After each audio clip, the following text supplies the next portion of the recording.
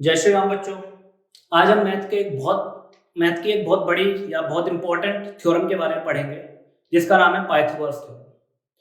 और एक ट्रायंगल के बारे में पढ़ेंगे जिस ट्रायंगल पे ये थ्योरम अप्लाई होती है। ठीक है, पाइथागोरस थ्योरम और राइट एंगल ट्रायंगल मैथ के बहुत इंपॉर्टेंट टॉपिक है। राइट एंगल ट्रायंगल एक ऐसा ट्रायंगल है जो आपको मैथमेटिक्स में बहुत जगह काम आएगा। ट्रिग्नोमेट्री में काम आएगा, ट्रायंगल्स के चैप्टर में काम आएगा, मेंसुरेशन में आपको काम आएगा। तो काफी ऐसे बड़े बड़े चैप्टर्स हैं, बड़े बड़े टॉपिक्स हैं जहां पर आपको राइट एंगल ट्रायंगल काम आएगा, जहां पर आपको राइट एंगल ट्रायंगल के बारे में सब कुछ पता होना चाहिए, पाइथागोरस थ्योरम के बारे में सब कुछ पता होना चाहिए। क्योंकि राइट एंगल ट्रायंगल आपका स्क्वायर में, रेक्टेंगल में और बाकी अदर क्वाड्रिलेटरल्स में भी काम आ जाता है जहां पर 90 डिग्री का एंगल बन रहा है। तो जहां पर भी आपका 90 डिग्री का एंगल और एक ट्रायंगल बनेगा वहां आपका राइट एंगल ट्रायंगल काम आ जाएगा। ठीक है, चलिए तो इस राइट एंगल ट्रायंगल के बारे में सब कुछ जानते हैं और पाइथागोरस थ्योरम के बारे में सब कुछ आज जानते हैं। ओके,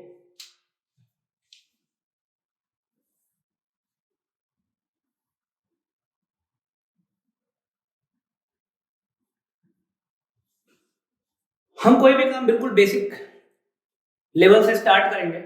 सबसे पहले तो हम पढ़ते हैं कि राइट एंगल ट्रायंगल क्या होता है। राइट एंगल ट्रायंगल से पहले मैं बता देता हूं ट्रायंगल क्या होता है। ये जो क्लोज्ड फिगर आपको दिख रही है जिसमें तीन साइड है,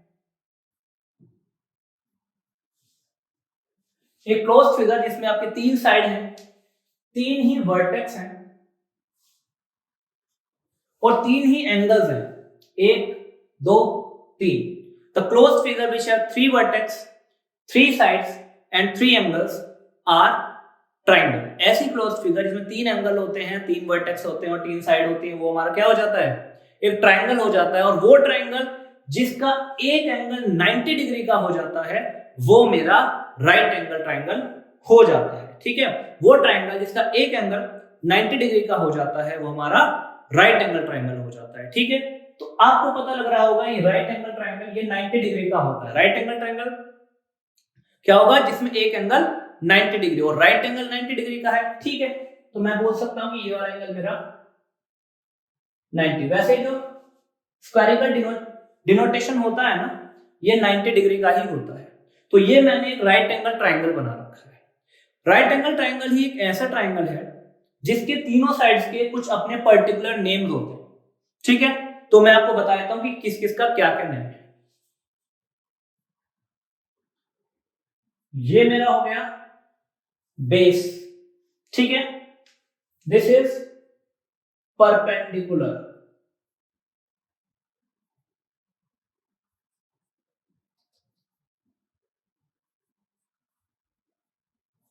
this is perpendicular and this one is पूरा एक ही साथ है, यहाँ पे आ नहीं पाया इसलिए मैंने नीचे लिखा है। ओके, ऐसा नहीं कि परपेंडी अलग है कुलर अलग है, right. Okay, and this one, ये साइड जो कि 90 डिग्री के सामने होगी, the side which is opposite to 90 degree is called hypotenuse।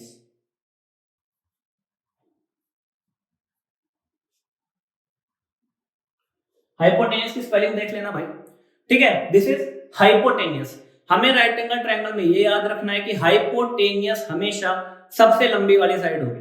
The longest side will be hypotenuse. So this is right angle triangle जिसमें तीन साइड्स हैं, एक को बेस, एक को परपेंडिकुलर और एक को हाइपोटेनियस माना गया, जिसमें एक एंगल 90 डिग्री का है। 90 डिग्री के सामने वाली साइड को हाइपोटेनियस बोला गया है। और अब इसी ट्रायंगल पे हमारी बेस है पाइथागोरस थ्योरम, जिसे हम पढ़ने वाले हैं, जो बहुत ज्यादा आपके इस्तेमाल में आने वाली है।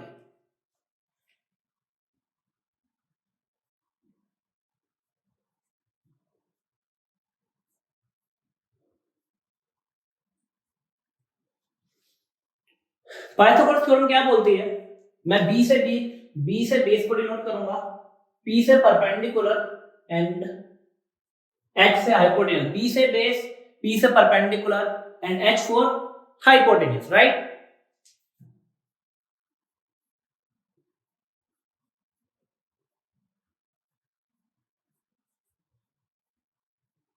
अच्छा जी, क्या बोलती है मैं समझा देता हूं, बहुत आराम से समझेंगे।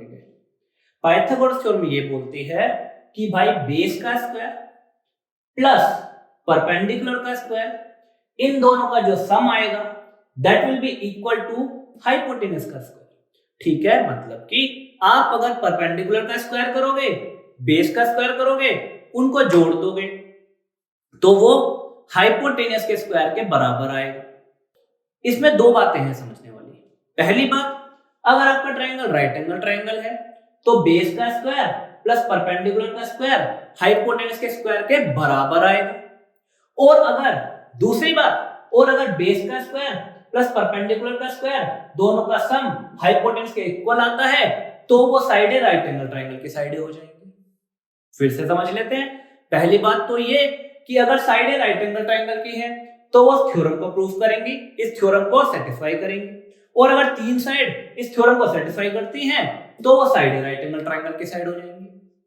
इसका मतलब अगर आप चेक करना चाहते हैं कि कोई तीन साइड है कि वो राइट एंगल ट्रायंगल की है या नहीं, तो आप इस थ्योरम से चेक कर सकते हैं। फॉर एग्जांपल, मैं एग्जांपल ले लेता हूं। फॉर एग्जांपल, मैं जानना चाहता हूं कि 6, 7 एंड 9 क्या ये तीनों साइडें कोई राइट एंगल ट्रायंगल फॉर्म कर सकती हैं या नहीं। तो ऑफ कोर्स मुझे पता है सबसे लंबी side this will be hypotenuse, इसे बेस मान लेते हैं, इसे परपेंडिकुलर। आप इसे परपेंडिकुलर इसे बेस भी मान सकते थे। चलो अब देखते हैं। हमने करना है बेस का स्क्वायर मतलब कि 6 का स्क्वायर प्लस परपेंडिकुलर का स्क्वायर मतलब कि 7 का स्क्वायर। ठीक है, अच्छा इन दोनों का सम करके देखते हैं। 36 प्लस 49, सही है भाई साहब। ओके, 9 6 15, एक कैरी 4 दिन 7 और 1 8, 85। ठीक है मेरे भाई, 85 आ गया। ओहो, बेस का स्क्वायर प्लस परपेंडिकुलर का स्क्वायर इज इक्वल टू 85। अब देखते हैं हाइपोटेनस का स्क्वायर कितना आ रहा है। हाइपोटेनस है 9, तो मतलब कि 9 का स्क्वायर विच इज 81। इसका मतलब भाई बेस का स्क्वायर प्लस परपेंडिकुलर का square does not equal to hypotenuse का स्क्वायर। ये तो बराबर नहीं आया, और अगर ये बराबर नहीं आया इसका मतलब 6, 7 और 9 किसी राइट एंगल ट्रायंगल की साइड्स नहीं हैं। ये साइड्स मिलकर कोई राइट एंगल ट्रायंगल नहीं बना सकती, क्योंकि ये पाइथागोरस थ्योरम को सेटिस्फाई नहीं कर रही हैं। क्या आपको पाइथागोरस थ्योरम समझ में? अभी हम इस पे क्वेश्चन भी करेंगे, है ना। हम एक दो क्वेश्चन करेंगे, आपको समझ में आएगा। ओके, पाइथागोरस थ्योरम समझ में आ गई। ठीक है, अब एक मैं ऐसी चीज लाया हूं जो आपको याद होनी चाहिए, जिसकी हेल्प से आपको पाइथागोरस के थ्योरम या पाइथागोरस के क्वेश्चन या राइट एंगल ट्रायंगल के क्वेश्चन आपको बहुत इजीली सॉल्व हो जाएंगे, बहुत इजीली, काफी हेल्पफुल होगी। देखिए क्या है, मैं इसे बोलता हूं पाइथागोरियन ट्रिपलेट। Pythagorean triplets.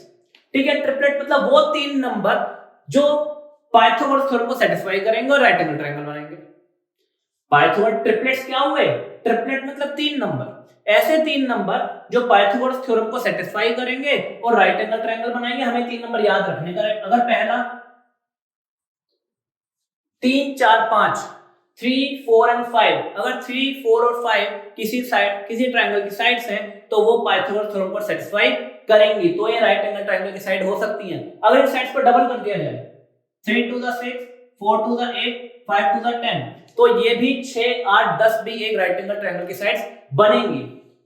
3 3 9, 4 3 12, 5 3 15, 9 12 15, ये भी एक राइट एंगल ट्रायंगल की साइड बनेंगी। 4 से मल्टीप्लाई करोगे तब भी बनेंगी, सबको 4 से मल्टीप्लाई कर दो, 5 से तब भी, सबको 4 से मल्टीप्लाई कर दो तब भी बनेंगी, सबको 5 से कर दो तब भी बनेंगी। इनके सारे मल्टीपल्स एक राइट एंगल ट्रायंगल की साइड्स बनाएंगे। क्लियर है मेरी बात? ऐसे ही यहां पे दूसरा, पहला ट्रिपलेट हमारा ये हो गया, दूसरा ट्रिपलेट हमारा ये हो गया 7 24 25, 7 बेस है, दिस इज परपेंडिकुलर, तो हाइपोटेनस अपने आप ही 25 आ जाएगा। 7 बेस है, हाइपोटेनस 25 है, तो परपेंडिकुलर अपने आप ही 24 आ जाएगा। 24 परपेंडिकुलर है, 25 हाइपोटेनस है, तो बेस अपने आप ही 7 आ जाएगा। ऐसे ही यहां पर 5 12 13, ये तीसरा ट्रिपलेट है हमारा। अगर बेस 5 है, परपेंडिकुलर 12 है, तो हाइपोटेनस अपने आप ही 13 आ जाएगा। बेस 5 है, हाइपोटेनस भी दे रखा है, दो चीजें दे रखी हैं, 5 बेस और हाइपोटेनस 13, तो परपेंडिकुलर अपने आप ही 12 आ जाएगा। बस ध्यान ये रखना है कि सबसे बड़ी साइड हाइपोटेनियस होनी चाहिए, सबसे बड़ी साइड हाइपोटेनस की जगह लिखी होनी चाहिए, वरना गड़बड़ हो जाएगी। यहां पर 8, 15, 17, ठीक है, ये भी क्या है हमारा एक पाइथागोरन ट्रिपलेट है, इसको चेक कर लेते हैं। 8 8 64, 15 का 225, इनको ऐड करा 9, ओके 17 का स्क्वायर, ठीक है। तो ये भी अपना एक पाइथागोरन ट्रिपलेट बना रहे हैं। इसका डबल कर दो, 5 2 10, 12 दूनी 24, 13 दूनी 26, 5 2 10, 12 2 24, 13 2 26, ये भी एक ट्रिपलेट बन जाएगा। 10 24 26, ये भी एक ट्रिपलेट बनेगा भाई, ठीक है। अच्छा, ट्रिपलेट इस्तेमाल कैसे होंगे, how will we use this triplet in question, कैसे इस्तेमाल होंगे, मैं अभी आपको क्वेश्चन करके दिखा देता हूं, आपका डाउट क्लियर हो जाएगा, ठीक है। चलिए कुछ क्वेश्चन करते हैं और इन ट्रिपलेट्स को ही उन क्वेश्चन में इस्तेमाल करेंगे। चलिए बच्चों, हमारे पास ये दो क्वेश्चन लिखे हुए हैं जो पाइथागोरस थ्योरम पे ही बेस्ड हैं, राइट एंगल ट्रायंगल पे ही बेस्ड हैं। अब हम इन दोनों क्वेश्चन को करते हैं और देखते हैं कि क्या है पाइथागोरन ट्रिपलेट मेरी इन क्वेश्चंस में कुछ हेल्प करेंगे। पहला क्वेश्चन है, a boy travels 24 kilometre towards east. एक लड़का 24 किलोमीटर ईस्ट की तरफ चलता है। चलो पहले डायरेक्शन ही देख लेते हैं, मैं यहां लिख देता हूं, north south, western countries west की साइड, और ईस्ट पाकिस्तान जिसे आप बांग्लादेश बोलते हो, दैट इज, ठीक है जी, ईस्ट की साइड। अब वो क्या बोल रहा है, boy travels 24 kilometre towards east. एक लड़का 24 किलोमीटर ईस्ट की तरफ चलता है, मतलब कि मैं इधर चल रहा हूं 24 kilometre from his house, then he turn his left, फिर वो अपने लेफ्ट साइड, ही में लेफ्ट हैंड है, आई एम लेफ्टी, राइट, देखा हो, नोटिस कर लिया होगा, I am lefty, left hand side मुड़ जाता है, तो वो क्या कर रहा है, लेफ्ट साइड मुड़ जाता है एंड कवर्स 10 किलोमीटर, और ये 10 किलोमीटर फिर और चलता है। Find his total displacement. अगर बच्चे आप साइंस पढ़ते हो, फिजिक्स पढ़ते हो, तो आपको डिस्प्लेसमेंट पता होगा कि भाई इनिशियल पॉइंट से फाइनल पॉइंट तक की जो डिस्टेंस है उसको आप डिस्प्लेसमेंट बोलते हो। तो वो कह रहा है कि भाई ये क्या है, तो समझने वाले समझ गए होंगे कि भाई ये तो राइट एंगल ट्रायंगल बना हुआ है, this is base, perpendicular, hypotenuse, और हमें पता है, अगर मैंने पाइथागोरन ट्रिपलेट पढ़े हैं 10 24 25, है ना, गलत है भाई, 10 24 26 नॉट 25, ठीक है। 10 24 26 तो हमें देखते ही ध्यान आ जाएगा कि ये 26 किलोमीटर आएगा, क्योंकि 10 24 26 होता है। मुझे ट्रिपलेट याद है, मुझे ये भी याद नहीं है, मुझे याद है 5 12 13, 5 का डबल 10, 12 का डबल 24 और 13 का डबल 26, 5 का डबल 10, 12 का डबल 24, तो 13 का डबल 26 किलोमीटर आएगा। फिर भी ये तो वन मार्कर में अगर आ गया, तो क्योंकि आजकल एमसीक्यूज बहुत ज्यादा आ रहे हैं, तो उसमें हम टाइम वेस्ट ना करें, कुछ ट्रिक्स को इस्तेमाल करें और आंसर निकाल दें। दिस इज वेरी इंपॉर्टेंट, क्योंकि बच्चे इसमें 5 मिनट लेंगे और आप 10 सेकंड लोगे, फर्क तो है। जो बच्चा इसको 10 सेकंड में करेगा वो पूरा पेपर अटेम्प्ट कर पाएगा, और जो बच्चा इसमें 5 मिनट लेगा वो लास्ट के 5 नंबर के 1-2 क्वेश्चन खा जाएगा। इसका मतलब वो 80 में से 70 नंबर का ही पेपर अटेम्प्ट करेगा, ठीक है, और मार्क्स भी 70 में से ही आएंगे, और 70 में 10 12 कट भी जाएंगे। इसलिए हमें ऐसे क्वेश्चन पे टाइम वेस्ट नहीं करना है। और अगर आप करके भी देखना चाहते हैं तो करिए, बेस का स्क्वायर प्लस परपेंडिकुलर का square is equal to hypotenuse का स्क्वायर। बेस है आपका 24, देखिए 24 प्लस परपेंडिकुलर 10, तो 10 का square is equal to hypotenuse का स्क्वायर। 24 का स्क्वायर 576 होता है, 10 का स्क्वायर 100 होता है, is equal to h square. Add करोगे तो 676 आ जाएगा h स्क्वायर, और यहां से h आ जाएगा अंडर रूट 676, अंडर आउट करोगे तो 26 आएगा, राइट। अब यहां पर आ जाइए, सेकंड क्वेश्चन समझ में आया, इजी है। अगर आपको पेपर में 2 या 3 नंबर में आएगा तो आपको इस तरीके से अटेम्प्ट करना है, और अगर 1 मार्कर में आएगा, एमसीक्यूज में आ जाएगा, तो सीधा 26 किलोमीटर जहां पे भी दिख रहा होगा टिक लगा देना भाई, कुछ नहीं करना है। फिर यहां पे आ जाइए, second question, a ladder 25 metre long, ladder पता है ना भाई, सांप सीढ़ी, a ladder 25 metre long reaches the window of building 20 metre above the ground. अच्छा, ऐसे कुछ क्वेश्चन अभी आएंगे जब हम ट्रिग्नोमेट्री में हाइट एंड डिस्टेंस पढ़ेंगे तो ये सब कुछ आएगा। तो हमें पता होना चाहिए कि बिल्डिंग होगी, बिल्डिंग की विंडो यहाँ पे होगी और एक लैडर इससे इस तरीके से कनेक्ट होगी और एक कुछ इस तरीके की फिगर बन रही होगी जो कि एक राइट एंगल ट्राइंगल है। क्लियर है? उसने कहा लैडर इज 25 मीटर, तो ये लैडर जो है सीढ़ी 25 मीटर की है भाई। समझ गए? इस बार हाइपोटेनस बता दिया। Of a building and the window is 20 metre above, window जमीन से 20 मीटर ऊंची है। कह रहा है ये लैडर का जो फुट है और ये जो बिल्डिंग है ये डिस्टेंस कितनी है। मतलब इस बार बेस पूछ दिया, परपेंडिकुलर भी दे दिया, हाइपोटेनस भी दे दिया। अब आप जिसने ट्रिपलेट पढ़े हैं उसको पता है 5 5 25, 4 5 20, मतलब कि ये रहा मेरा 3 4 5, 3 4 5, एक ट्रिपलेट बनता है। परपेंडिकुलर 4 4 5 20, हाइपोटेनस 25, 5 5 25, तो बेस क्या होगा 3 5 15। देख लो, समझ नहीं आया तो देख लो, परपेंडिकुलर 4 5 था इंटू 5 करके आया, हाइपोटेनस 5 का मल्टीपल 5 इंटू 5 करके आया, तो बेस भी क्या आएगा इंटू 5 करके ही आएगा। 3 5 15, डायरेक्टली हमने बेस निकाल दिया 15। समझे क्या नहीं? और अगर चाहो तो आप इसको थ्योरम से भी कर सकते हो, दैट इज योर चॉइस। ठीक है, 2-3 नंबर में आएगा तो थ्योरम से करोगे और थ्योरम से करना इज योर होमवर्क। इसको आप थ्योरम से खुद करके बताओगे मुझे कैसे आंसर आया, और नहीं आता है तो कमेंट सेक्शन में लिख दो कि सर नहीं हुआ, प्लीज सॉल्व करो। नेक्स्ट वीडियो में सबसे पहले इसे सॉल्व करेंगे। ठीक है, please do it and tell me. इसके बाद हमने यहाँ पे एक अंडर रूट निकाला, एक स्क्वायर भी निकाला 24 का 10 का।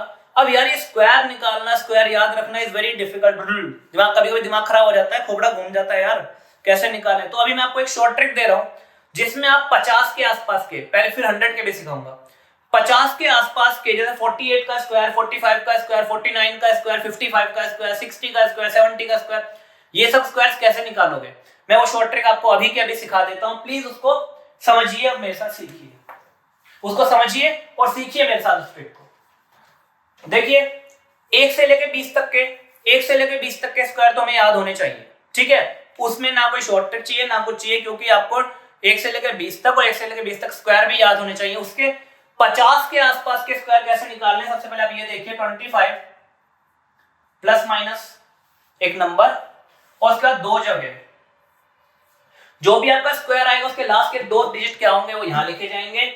और ये अब ये चीज क्या है मैं समझा देता हूं। जैसे कि मान लो फॉर एग्जांपल आपको 56 का स्क्वायर निकालना है भाई, तो आपको बस ये देखना है कि ये नंबर 50 से कितना ज्यादा है। ये नंबर 50 से कितना ज्यादा है, 6 ज्यादा है। कितना ज्यादा है, 6। कितना ज्यादा है, 6। तो 6 का स्क्वायर कितना हुआ 36। तो ये जो 36 आया ये मेरी लास्ट की 2 डिजिट आ गई, ये मेरी लास्ट की 2 डिजिट आ गई। ये नंबर 50 से कितना ज्यादा है, 6। तो 25 में क्या करो, प्लस करो। 25 में क्या करो, प्लस करो। 25 में 6 प्लस करो 31 आ जाएगा। 31 36 यही आपका आंसर है। एक और देखते हैं 47 का स्क्वायर, 47 का स्क्वायर। ये नंबर 50 से कितना कम है, 3। 50 से कितना कम है भाई, 3। ये नंबर 50 से कितना कम है, 3। तो क्या करो 25 में से 3 माइनस कर दो, कितना आया 22।